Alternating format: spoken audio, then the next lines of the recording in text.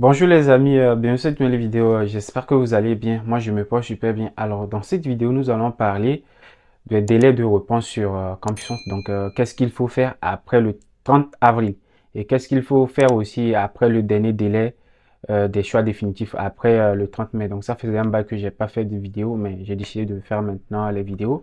Donc, je vais beaucoup faire des vidéos sur la procédure du visa. Donc, n'hésitez pas à laisser un commentaire soit à m'écrire pour me dire de quoi vous voulez que je vous parle sur la procédure du visa, même si c'est sur un autre sujet, n'hésitez pas. Et j'aimerais vous dire aussi que si vous n'avez toujours pas de réponse, vous n'avez pas à vous inquiéter parce que je reçois beaucoup de messages ouais, d'étudiants qui se plaignent, ouais, ça fait 2 mois, 3 mois que j'ai toujours pas de réponse, ouais, j'ai soumis mon dossier en janvier, j'ai passé mon entretien en février, etc. et j'ai toujours pas de réponse. Soit il y a d'autres qui disent, bah, j'ai reçu que de réponses, donc j'ai reçu que de refus. Et jusqu'à présent, j'ai toujours pas de réponses des autres universités. Est-ce que c'est normal? C'est tout à fait normal parce qu'il reste du temps. Voilà, le 30 avril n'est pas encore arrivé. Et ce que vous devez savoir est que c'est possible d'avoir toutes vos réponses en une journée, en 2 jours. J'ai vu des personnes qui ont eu toutes leurs réponses en 2 jours, en une journée, donc les 7 réponses. Donc vous n'avez pas à vous inquiéter par rapport à ça. Maintenant, ce que j'aimerais vous dire est que après le 30 avril, donc le délai des réponses, c'est possible que le délai soit repoussé par Campus France. Donc c'était le cas l'année passée. On est passé du 30 avril au 15 mai jusqu'au 30 mai. Donc c'est possible que ce soit le cas cette année, mais on ne sait pas encore. Donc c'est juste pour vous prévenir. Et si jamais il y a un changement, je ferai des vidéos, je vous ferai passer l'information. Donc je ferai passer l'information sur YouTube, sur TikTok et sur Instagram. Donc je fais beaucoup plus passer des infos comme ça sur Instagram. Donc n'hésitez pas à aller vous abonner à mon compte Instagram et aussi j'ai un groupe WhatsApp pour les étudiants qui font la procédure Campus France. Donc si vous n'êtes toujours pas dans le groupe, n'hésitez pas à m'écrire sur Instagram pour être ajouté au groupe. Donc si jusqu'au 30 avril, vous n'avez pas de réponse de la part des universités, ce que vous devez faire, c'est de prendre en contact avec ces universités. Donc vous allez leur envoyer un message pour réaffirmer pour votre intérêt pour la formation et demander des nouvelles de votre dossier. Donc bonjour, je m'appelle Farouk. Je me permets de vous écrire parce que j'ai toujours pas de réponse. Donc je me permets de vous réaffirmer mon intérêt pour la formation. Donc votre formation m'intéresse vraiment, surtout les compétences que je vais acquérir, les débouchés et tout, etc. Donc vous vantez tout ça et pour espérer avoir une réponse positive. Voilà, donc faites en sorte de pouvoir bien rédiger le mail parce que je sais qu'il y a des gens qui ne savent pas rédiger des mails. Donc, si vous ne savez pas rédiger des mails, dites-le moi, je ferai une vidéo sur ça. Mais si vous ne savez pas rédiger bien les mails, ne le faites pas. Sinon, vous allez vous causer des problèmes. Vous imaginez, vous rédigez mal des mails et tout. Ça peut avoir des répercussions sur votre admission. Imagine, tu postules en master, tu ne sais pas bien rédiger des mails. On va se poser sûrement des questions sur tes compétences, et, etc. Donc, n'hésitez pas à me le dire dans les commentaires. Donc, comme je le dis, après le 30 avril, envoyez des messages aux universités.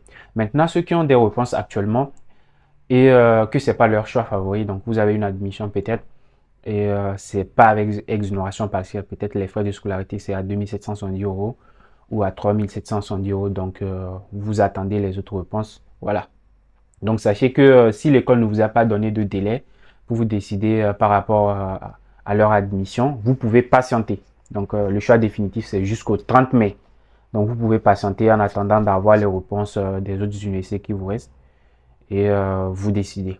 Mais ce que je voudrais vous dire est que au niveau du choix définitif, il y a deux critères très importants à prendre en compte. Donc, un, ça, c'est les frais de scolarité. Donc, est-ce que votre admission, c'est avec exonération partielle ou pas?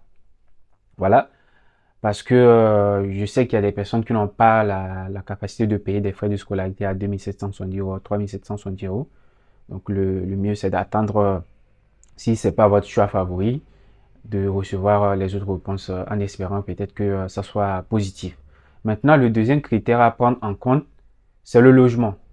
Posez-vous la question, entre les admissions que j'ai reçues, dans quelle ville j'ai plus de chances d'avoir un logement? Peut-être si j'ai des proches dans une ville où voilà, je peux avoir une attestation dans une ville et tout. Donc, il est très important de prendre en compte ça parce que si vous n'avez pas de logement ou d'attestation d'hébergement, vous ne pourrez jamais faire de demande de visa parce que c'est demandé au niveau de la procédure du visa.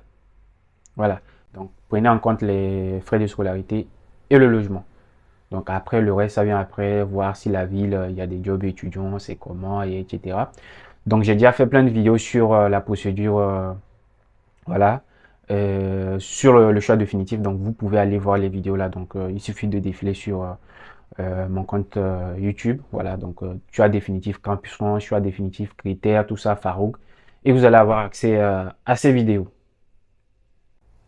Et ceux qui ont déjà fait leur choix définitif, commencez déjà à rassembler vos documents au niveau du garant. Et sûrement, si vous avez déjà fait votre choix définitif, vous savez vers quelle ville vous devez vous orienter. Donc, vous devez vous activer pour la recherche de logement. C'est très important. Donc, ça vous permet de gagner du temps quand vous allez commencer par faire la demande de visa. Donc, la demande de visa, ça commence le 1er mai, entre le 1er mai et le 15 mai. Donc, pour la plupart des pays. Mais ça, on va reparler de ça dans une prochaine vidéo. Et ceux qui ont actuellement des refus et qui jugent que les universités se sont trompées ou les universités ont été trop sévères par rapport au motif de refus. Voilà, on te dit ton projet est incohérent, pourtant tu trouves que le projet est cohérent, niveau insuffisant, pourtant tu respectes bien les prérequis, pas assez de motivation. Voilà, n'hésitez pas à faire des recours gracieux.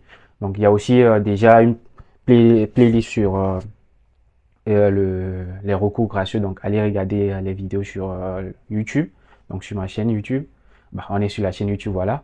Allez regarder la vidéo, voilà, au niveau des playlists. Donc, les vidéos sont classées par playlist, donc c'est plus facile pour vous de retrouver ces vidéos. Voilà. Maintenant, qu'est-ce qu'il faut faire après le délai de choix définitif? Donc, si jusqu'au 30 mai, vous n'avez pas d'admission, si malheureusement vous avez 7 refus sur 7, voilà, ce que vous pouvez faire maintenant, c'est toujours d'envoyer un message aux universités encore. Parce que après le 30 avril, on suppose que tout le monde aura déjà fait son choix définitif. Donc, ceux qui auront peut-être 2-3 admissions, ils vont sûrement renoncer à 2-3 admissions aussi. Donc, il y aura forcément des places qui vont se libérer dans les, voilà, dans les universités. Donc, vous envoyez des mails aux universités pour leur réaffirmer votre intérêt pour leur formation et leur expliquer que bah, le choix définitif a été fait sur Campus et sûrement qu'il reste peut-être, s'il reste des admissions, s'il reste des places disponibles, vous serez intéressé pour intégrer la formation. Donc, vous affirmez votre intérêt, voilà, l'université est le choix favori pour vous, surtout au niveau des compétences que vous allez acquérir, les débouchés et tout.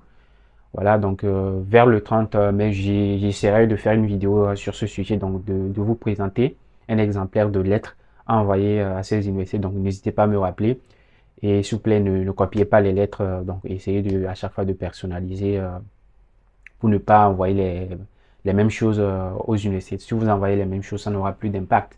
Parce que si le responsable de formation ne fait que recevoir la même chose, bah, voilà, c'est pas possible. Vous voyez, et en parlant de ça, même cette année, il y a un étudiant qui a été refusé à Campus France parce qu'il a fait un copier-coller d'une lettre de motivation disponible en ligne. L'université disait qu'il avait un bon dossier, mais jusque au niveau de la lettre, voilà, vu que c'est un copier-coller, il se pose des sérieuses questions sur sa motivation et ça lui a valu un refus. Voilà. Donc, c'est tout ce que je voulais vous dire dans cette petite vidéo. Donc, n'hésitez pas à poser vos questions dans les commentaires. Et s'il vous plaît, abonnez-vous pour me soutenir, likez, partagez. Et on se dit à la prochaine.